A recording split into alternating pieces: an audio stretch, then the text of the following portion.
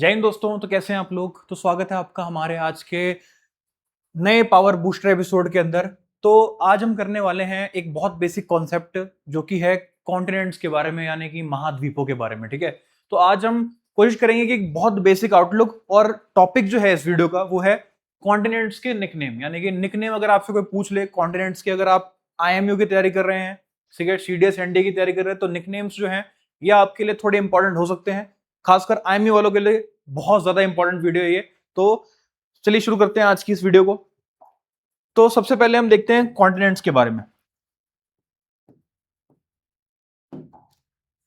तो कॉन्टिनेंट्स की बात करें तो सबसे पहले हम देखेंगे एशिया को।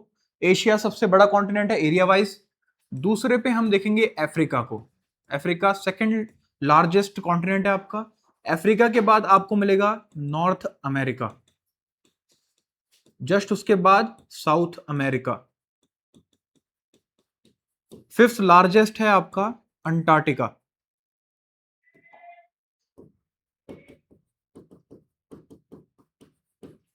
और सिक्स्थ लार्जेस्ट है आपका यूरोप एरिया वाइज। ठीक है, और स्मॉलेस्ट कॉन्टिनेंट है आपका ऑस्ट्रेलिया। और ऑस्ट्रेलिया, देखिए मैं आपसे सिंपल एक बात बोलना चाहता हूं कि कॉन्टिनेंट्स को आप कैसे बांटते हैं। धरती पे जो बड़ी बड़ी मेजर प्लेट्स हैं, उन मेजर प्लेट्स पे जितने भी लैंड मासेस हैं उन्हें हम क्या बोलते हैं, कॉन्टिनेंट बोलते हैं। ठीक है, अब ये प्लेट्स क्या होती हैं इसके ऊपर भी हम एक पावर बूस्टर लेकर आएंगे जिसमें माइनर और मेजर प्लेट्स के बारे में डिस्कस करेंगे। अभी के लिए आप इतना जानिए बेटा कि ज्योग्राफी के हिसाब से, जियोलॉजी के हिसाब से दुनिया जो बनी है आपकी, जो inner core, outer core, inner mental, upper mantle और क्रस्ट, ये जो पूरा आपका धरती का क्या है, अंदर का इंटीरियर पार्ट्स है आपके, इन्हीं पार्ट्स में एक लेवल पर मेंटल पे क्या है, लावा के ऊपर कुछ टेक्टोनिक प्लेट्स क्या कर रही हैं, तैर रही हैं। ये टेक्टोनिक प्लेट्स कुछ जगह पर छोटी भी हैं जिन्हें हम माइनर प्लेट्स बोलते हैं, कुछ जगह पर बहुत बड़ी भी हैं। तो इन प्लेट्स के ऊपर जितने भी बड़े बड़े एरियाज हैं, लैंड मासेस हैं, उन्हें हम क्या बोलते हैं, कॉन्टिनेंट बोलते हैं। तो ऑस्ट्रेलिया जो है बेटा, जिस प्लेट पे ऑस्ट्रेलिया बेटा, तो इस प्लेट पे ऑस्ट्रेलिया एक कंट्री होगी बेटा और एक कॉन्टिनेंट भी हो गया। उसके आसपास कुछ महाद्वीप हैं बेटा, जो भी कंट्रीज के फॉर्म में दिखते हैं अपने को, तो इसको हम ओशियाना भी बोलते हैं। ठीक है, इसे हम ऑस्ट्रेलिया के साथ क्या बोलते हैं, इसको ओशिनिया भी बोलते हैं, ओशिनिया। ठीक है, तो ये आपको याद रखना है। क्यों? क्योंकि अभी हम शायद एक क्वेश्चन करने वाले हैं जिसमें हम देखेंगे कि अगर आपसे कोई पूछे कि सबसे ज्यादा कंट्रीज कहां पर है, किस कॉन्टिनेंट के अंदर सबसे ज्यादा कंट्रीज हैं, तो अफ्रीका के पास सबसे ज्यादा कंट्रीज है। मोस्ट नंबर ऑफ कंट्रीज अगर आपको देखने को मिले तो वो मिलेंगे आपको कहां पर, अफ्रीका के अंदर। अफ्रीका के अंदर टोटल 54 कंट्रीज हैं, हाईएस्ट। और वहीं अगर आपसे कोई पूछे लीस्ट नंबर ऑफ कंट्रीज, तो अंटार्कटिका में क्या है, लीस्ट नंबर ऑफ कंट्रीज है।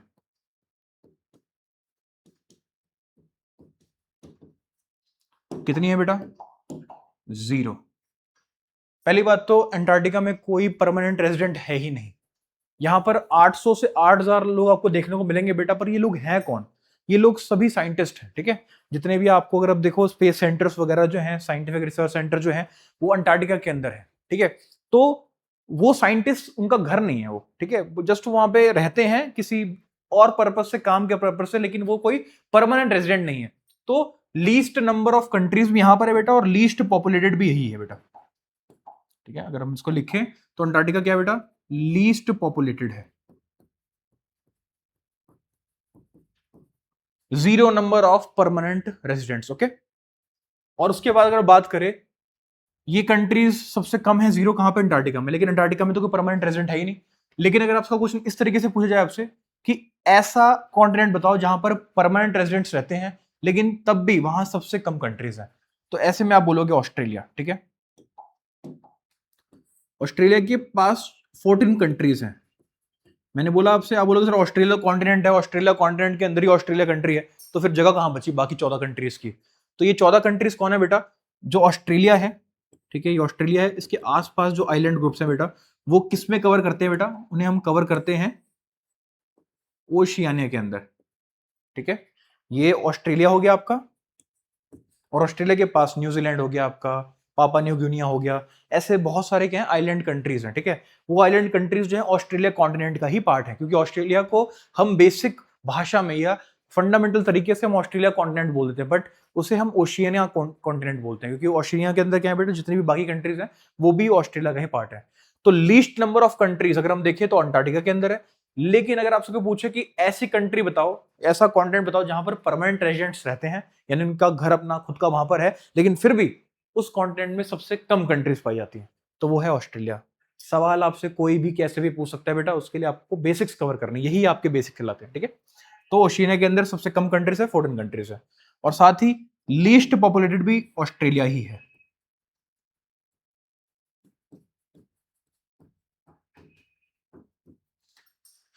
लीस्ट पॉपुलेटेड ये भी है क्योंकि यहां पर परमानेंट रेजिडेंट कोई नहीं है। क्या नहीं है बेटा? Permanent residents. और यहां पर क्या है बेटा? नहीं है, मतलब यहां पर, ठीक है।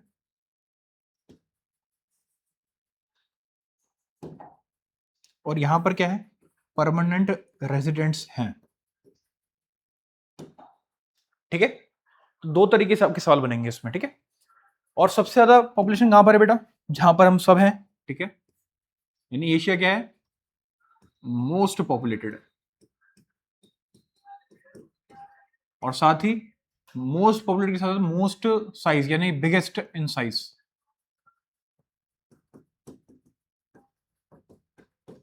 तो ये आपको क्रोनोलॉजी याद रखनी बेटा। सबसे बड़ा कॉन्टिनेंट आपका है एशिया, दूसरे नंबर पे आपका अफ्रीका, तीसरे पे आपका नॉर्थ अमेरिका, चौथे पे आपका साउथ अमेरिका, पांचवें पे आपका अंटार्कटिका, सिक्स्थ पे आपका यूरोप, एंड सेवेंथ पे आपका ऑस्ट्रेलिया।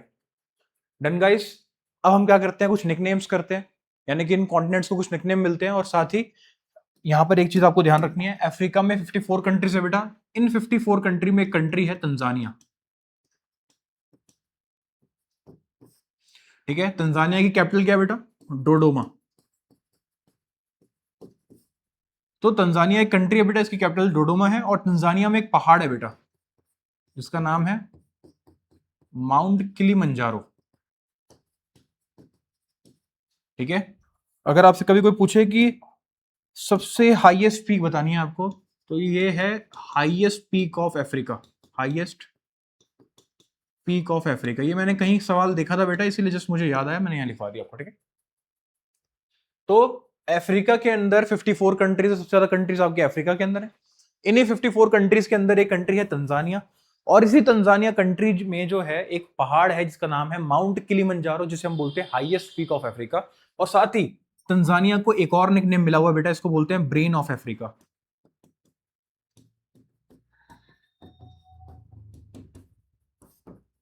ठीक है, इसे हम ब्रेन ऑफ अफ्रीका ही बोलते हैं। शायद यहाँ पर बहुत ज्यादा जो है, मेजोरिटी ऑफ टाइम अगर आप देखें तो कुछ साइंटिस्ट जो हैं या कुछ डॉक्टर्स जो हैं ज्यादातर कहाँ से निकले? आपके अफ्रीका के इस तंजानिया नाम की कंट्री से निकले हैं, इसलिए तंजानिया को हम बोलते हैं ब्रेन ऑफ अफ्रीका, ठीक है। तो ये पहला निकनेम तो आपको यहीं पे हो गया, पर ये कंट्री का निकनेम है, हमें कॉन्टिनेंट निकनेम करने हैं। जल्दी से इसका स्क्रीनशॉट लीजिए बेटा, फिर हम आगे बढ़ते हैं।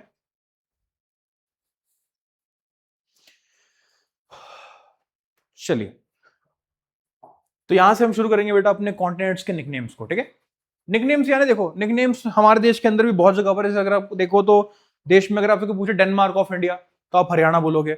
डेनमार्क क्यों मशहूर है बेटा? अपनी डेयरी इंडस्ट्रीज के लिए। वैसे ही हरियाणा जो है दूध प्रोडक्शन में बहुत ऊपर है, लेकिन अगर आप दूध की बात करें तो उत्तर प्रदेश सबसे ऊपर आता है दूध प्रोडक्शन के अंदर। लेकिन ये टैग मिला किसको? हरियाणा को।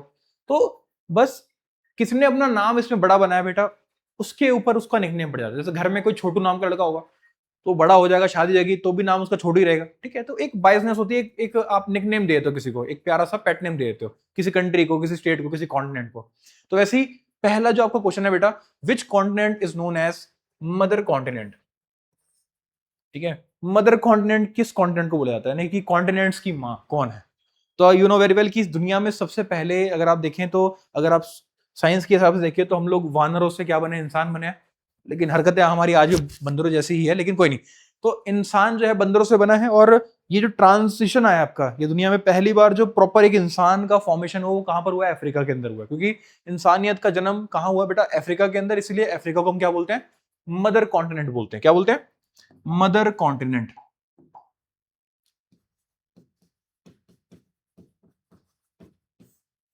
Done guys, very good. तो पहला क्वेश्चन हो गया हमारा।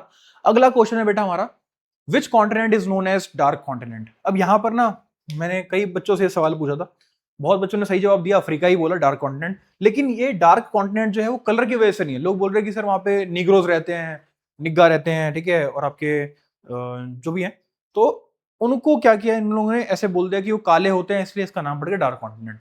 बट इसका ये मतलब बिल्कुल नहीं है बेटा। यू नो वेरी वेल कि अफ्रीका के अंदर सहारा डेजर्ट है, और सहारा डेजर्ट से पहले अगर आपको डेजर्ट तक जाना है तो सहारा डेजर्ट के अराउंड जो है एक बहुत घना आपको रेन फॉरेस्ट देखने को मिलेगा, ठीक है, सहारा डेजर्ट के एकदम आउटर पार्ट्स के अंदर, ठीक है। तो ना अगर आप देखें तो अफ्रीका को यूरोपियंस ने ठीक तरीके से एक्सप्लोर नहीं किया, और यूरोपियंस जब इंडिया आए अफ्रीका में, उन्होंने साउथ अफ्रीका पे कब्जा वगैरह किया। लेकिन अगर आप उस टाइम उनसे इंडिया का मैप मांगते तो उनके पास इंडिया का पूरा मैप था कि इंडिया में कैलकाटा कहां पर है, मद्रास कहां पर है, ठीक है, दिल्ली, बॉम्बे, ये सब उनके पास पूरा मैप तैयार था। पर अफ्रीका में बस उनके पास साउथ अफ्रीका का जो था मैप तैयार था, उसके अलावा अंदर जितनी भी कंट्रीज है, यू नो वेल 54 कंट्रीज थी अफ्रीका के अंदर उस टाइम पे, नहीं बाद में बनी। लेकिन अफ्रीका सोचो कितना बड़ा कॉन्टिनेंट है, दूसरा सबसे बड़ा कॉन्टिनेंट है। तो अफ्रीका का उनके पास कोई मैप नहीं था, यानी अफ्रीका वो ठीक तरीके से वो एक्सप्लोर नहीं कर पाए। तो जो चीजें आपको दिखती नहीं है, जहां तक आप पहुंच नहीं पाते, तो वो अंधेरे लगता है आपको, क्योंकि अंधेरा ही है एक तरीके से, वहां तक प्रकाश पहुंचा नहीं। अभी समुद्र अगर आप देखिए, समुद्र इतना ज्यादा विशाल है कि हम उसका बस एक चम्मच मात्र को ही समझ पाए। समुद्र इतने विशाल है कि आप स्पेस की बात तो छोड़ो, अभी तो समुद्र ही इतना बाकी है, समुद्र के अंदर ऐसे ऐसे जीव हैं जो हम अब तक ढूंढ नहीं पाए। तो वैसे ही अफ्रीका जो था उस टाइम पर यूरोपियंस की नजर से छुपा हुआ था, तो उसके बारे में कोई इंफॉर्मेशन थी नहीं बेटा, इसलिए इसको हम क्या बोलते हैं, डार्क कॉन्टिनेंट भी बोलते हैं। तो अफ्रीका के आपको दो निकनेम यहाँ मिल गए बेटा। पहला कि उन्हें मदर कॉन्टिनेंट बोलते हैं क्योंकि यहाँ पर पहली बार इंसान का जन्म हुआ, या इंसान आया या दिखा, या साइंटिफिक सबूत बताते हैं कि पहली बार इंसान अफ्रीका में मिला आपको।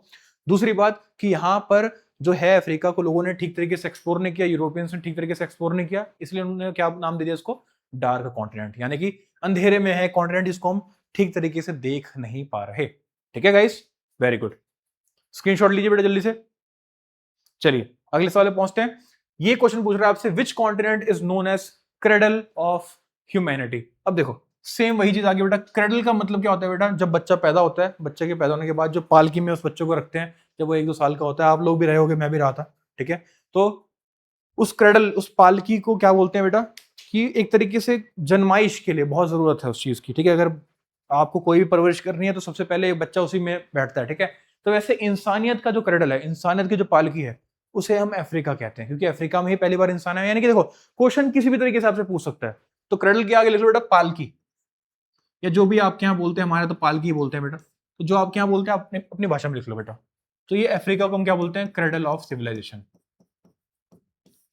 ठीक है इस। और याद रखो एक चीज और, कभी कभी ये आपसे सवाल ऐसे ही पूछ लेगा कि cradle of civilization, cradle of civilisation,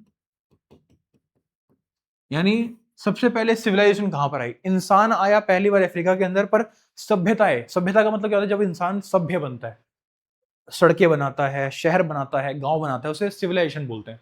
तो पहली बार सिविलाइजेशन कहां पर देखने को मिली आपको, हड़प्पा सभ्यता, जो कि एशिया के अंदर है। तो एशिया को हम बोलते हैं क्रेडल ऑफ सिविलाइजेशन, और अफ्रीका को बोलते हैं क्रेडल ऑफ ह्यूमैनिटी, ठीक है। सवाल कैसे भी आए बेटा आपको तैयार रहना, ठीक है। अगला है, which continent is known as land under down, या लैंड डाउन अंडर भी बोलते हैं इसको। तो इसके लिए आपको ज्योग्राफी समझनी पड़ेगी बेटा। यू नो वेरी वेल कि धरती की शेप क्या है बेटा, जियोइड शेप है, not Oval, not circle, it is geoid shape. Along with that, geoid का मतलब है बेटा एक संतरे को अगर दबा दिया ऊपर से नीचे तो वो साइड से बल्ज आउट होता है बेटा। तो देखो यहाँ से चौड़ा हो रहा है, इधर से छोटा हो रहा है, तो ये जियोइड शेप है बेटा आपकी। 0 डिग्री पर क्या है बेटा, आपका इक्वेटर है, और इस इक्वेटर के ऊपर क्या है बेटा, आप देखें तो एशिया, इंडिया, चाइना, ये साउथ ईस्टर्न कंट्रीज जो आपकी हैं, ये अफ्रीका का कुछ हिस्सा, ये सऊदी अरेबिया का हिस्सा, ये अफ्रीका का बहुत बड़ा हिस्सा ऊपर की तरफ आता है आपका, north America, Mexico, Canada, Alaska, ये रशिया, ठीक है। अंटार्कटिका का कुछ हिस्सा भी ऊपर आता है आपको, थोड़ा नीचे भी आता है। साउथ अमेरिका नीचे की तरफ आता है बेटा, और ऑस्ट्रेलिया नीचे की तरफ आता है बेटा। तो ऑस्ट्रेलिया अगर आप देखिए बेटा, तो प्रॉपर पूरा ऑस्ट्रेलिया जो है नीचे वाले पार्ट में मिलेगा आपको देखने को। इसलिए ऑस्ट्रेलिया को हम क्या बोलते हैं, लैंड अंडर डाउन, यानी कि ऊपर है नॉर्थन हेमिस्फेयर और नीचे है साउथर्न हेमिस्फेयर। तो नीचे की तरफ साउथर्न हेमिस्फेयर है, ये नीचे वाला हिस्सा है, और ऑस्ट्रेलिया का पूरा हिस्सा जो है नीचे वाले पार्ट में आ रहा है, इसलिए ऑस्ट्रेलिया को हम क्या बोलते हैं बेटा, लैंड अंडर डाउन, ठीक है। देख रहे हो कैसे कैसे सवाल है ये, एक बार में सुन के आप आंसर नहीं बता पाओगे, लेकिन जैसे ही आप समझोगे इस चीज को कि इस वर्ड का मतलब क्या है, निकनेम का मतलब क्या है, तो वही है, ठीक है। कभी मैं आपको समझाऊंगा उस वाले के बारे में भी, जो कहते हैं कि कहाँ राजा भोज कहाँ गंगू तेली। तो ऐसा भी था कि राजा भोज तो थे वो भोपाल के राजा थे बेटा, और भोपाल में जब उनका राज था तो उस टाइम चालुक्य और कालछुरी वंश के दो राजा थे बेटा। एक का नाम था गंगाय देवा, गंगू देवाय था एक नाम, और एक था आपका तिलैया, एक राजा तिलैया था। तो दोनों की लड़ाई होती है एक ही फील्ड में और राजा भोज उनको हरा देते हैं। तो उनके हराने की वजह से क्या है, तिलैया का नाम तेली कर दिया गया, मतलब चढ़ाने के लिए कहते हैं तेली तेली तेली, तेली कर दिया गया। और गंगाय देवाय जिनका नाम नरसिम्हा था उनका नाम कर दिया गंगो, चिढ़ाने के लिए। तो बोला गया कि कहाँ राजा भोज कहाँ गंगू तेली, यानी कि राजा भोज कहाँ और ये दो राजा कहाँ। तो इस तरीके से निकनेम मिलते हैं आपको, ठीक है। लिखिए इसको, फिर आगे बढ़ते हैं। Very good. आइए तो अब ये दो और सवाल है हमारे पास। Which continent is known as the Orient? The Orient, Orient क्या है? देखिए ओरिएंट जो है, अभी हमने शायद एक वीडियो तो बनाई थी हम लोगों ने लेटराइट सॉइल के ऊपर, जहां मैंने आपसे बताया था कि लैटिन भाषा के अंदर जो है कुछ वर्ड्स का जिक्र किया जाता है, ठीक है। तो ये ओरिएंट भी क्या है बेटा, एक लैटिन भाषा का वर्ड है। लैटिन भाषा का मतलब होता है, लैटिन एक भाषा है आपकी, उसमें ओरिएंट को बोलते हैं राइजिंग। और राइजिंग कहां होती है बेटा, सूर्य का राइज कहां होता है बेटा, ईस्ट के अंदर होता है। और यूरोपियंस के लिए जो ईस्ट का हिस्सा था वो क्या था, एशिया था। इसीलिए ओरिएंट बोलते हैं एशिया को। क्या बोलते हैं, ओरिएंट बोलते हैं एशिया को। और ये राइजिंग से मुझे एक क्वेश्चन भी याद है बेटा, मैं कभी आपको कंट्रीज वाला भी कराऊंगा, ठीक है। अगर आपसे कोई पूछे लैंड ऑफ राइजिंग सन,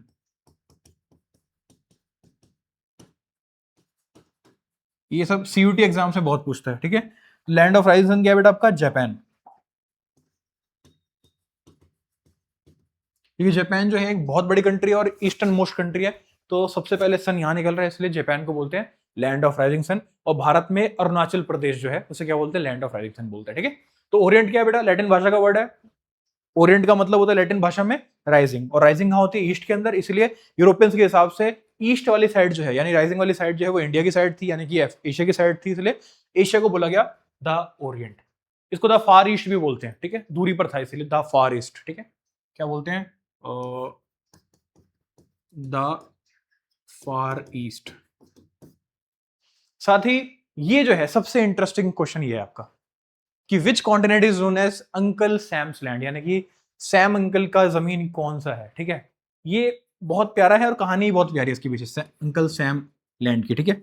देखिए एक बार क्या होता है कि यूएसए की लड़ाई होती है किससे, और आप कह सकते हैं ब्रिटेन से, यानी कि प्रॉपर अब देखें तो यूके से। ये वॉर होती है बेटा कब, 1812 के अंदर। यानी कि जो आपका यूएसए होता है ना, वो क्या कर रहा होता है, अपनी टेरिटरीज को एक्सटेंड कर रहा होता है पूरे नॉर्थ अमेरिका के अंदर। तो उस टेरिटरी के अंदर कुछ हिस्से जो होते हैं बेटा ब्रिटेन के भी होते हैं।